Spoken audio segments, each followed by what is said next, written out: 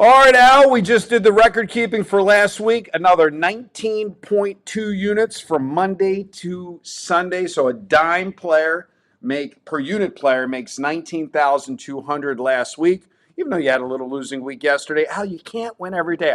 I wish the gamblers understood that nobody can win every day. But if you started on Monday and you went to Sunday, you made 19,200. If you're a $100 unit player, you made $1,920, which, an extra $2,000 a week is 100,000 a year. So what can I say, guys?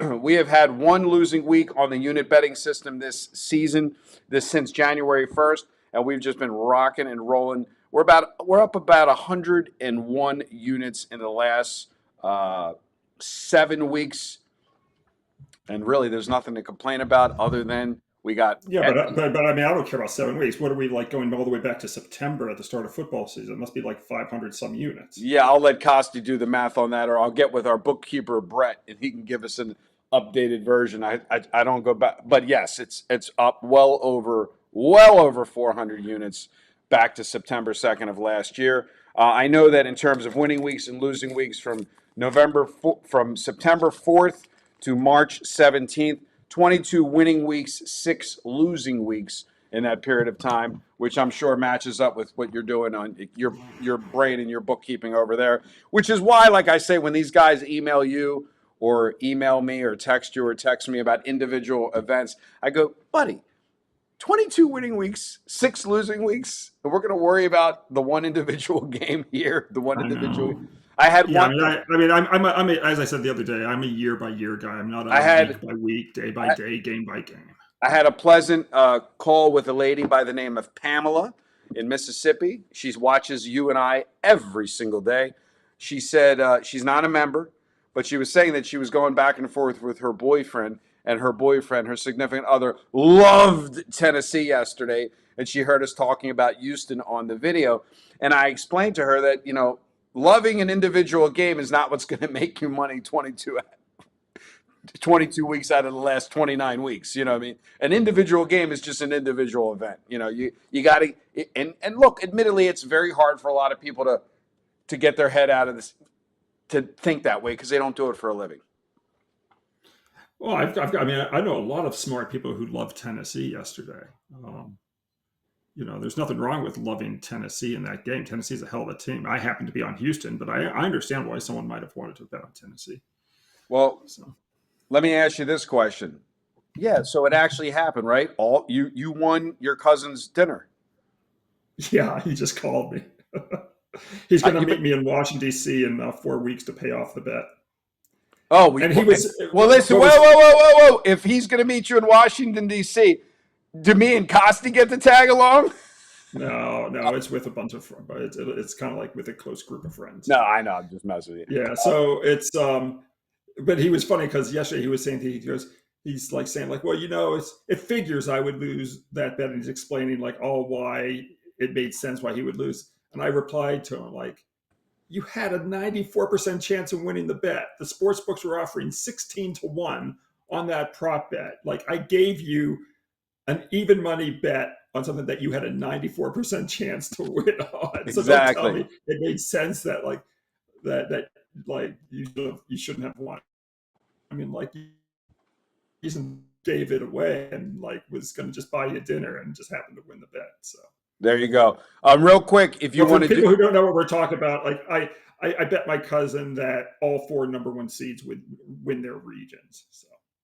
So let me ask you this question real quick, because we have a lot of clients that are existing all access clients watching this video.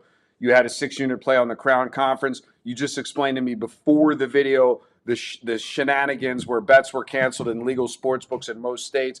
And you said that was because they did not submit the tournament. Explain that to me again. The event. So the event has an event organizer, right? I don't know who put on this tournament.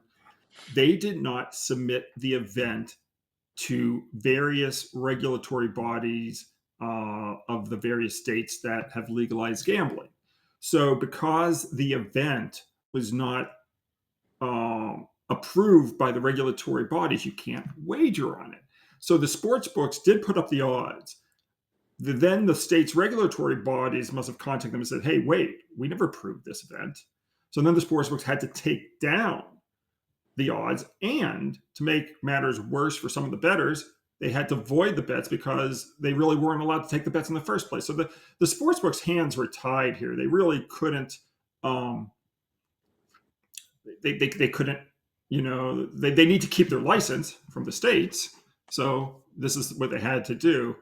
People might cry foul and all that. I'm sure in some of the terms and conditions it says that all bets taken on unregulated events will be voided.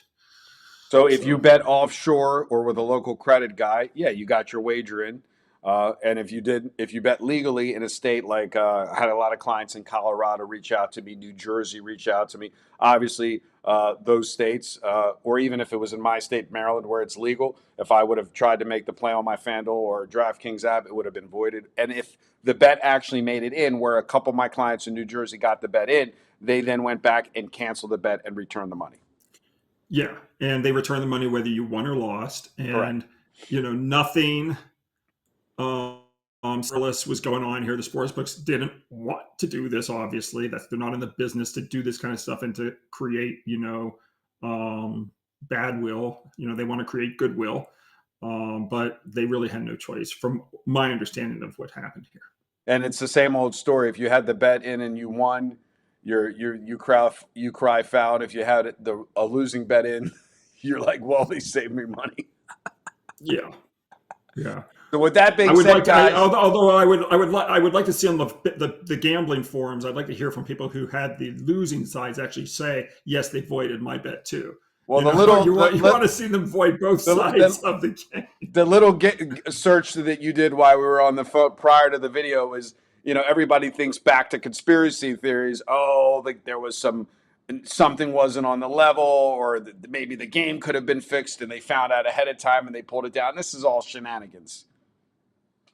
Yeah, I mean, look, this is something where the sports books didn't really have a choice here. It was, it's all what the states, regulate, and I doubt the sports books are going to do what illegal bookies would do is they would refund the winner or the losers or whatever, and keep all, or what I mean, keep the losing tickets and void the winning tickets. That's what an illegal bookie would do.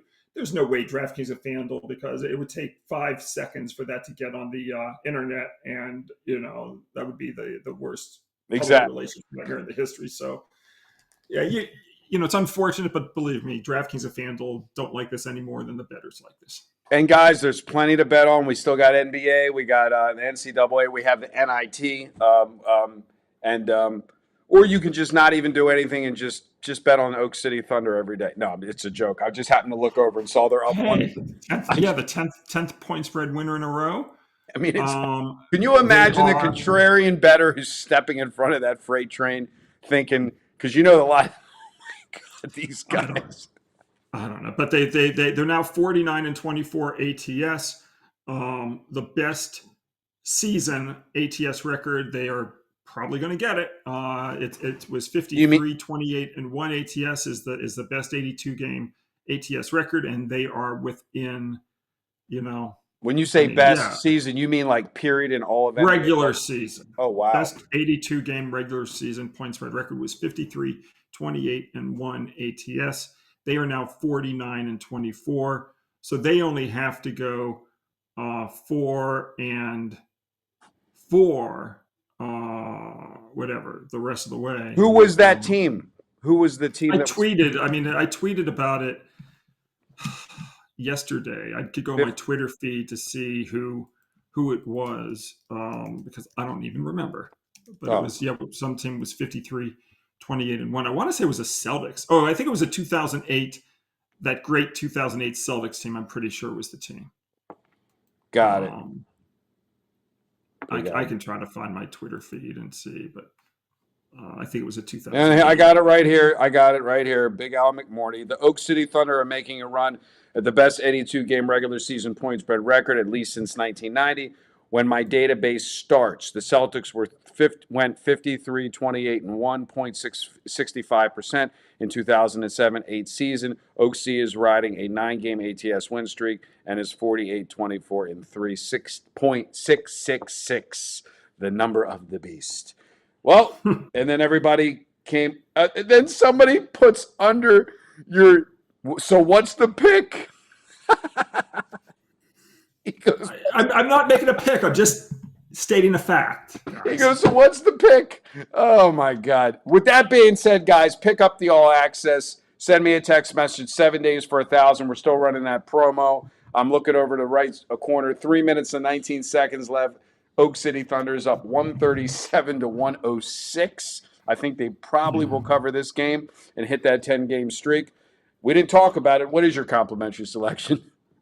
Well, the San Antonio Spurs are coming off that blowout loss to Golden State the other night, 148 to 106. They lose by 42 points. They're now a 4-point home dog against Orlando on Tuesday. And when you get a home underdog of 4 or more points off a loss by more than 30 points, those teams going back 35 years have covered the spread 61%. We're going to take the Spurs as the home dog. I like the fact that Orlando is also playing without rest. Orlando lost at home to the Clippers tonight, 96-87.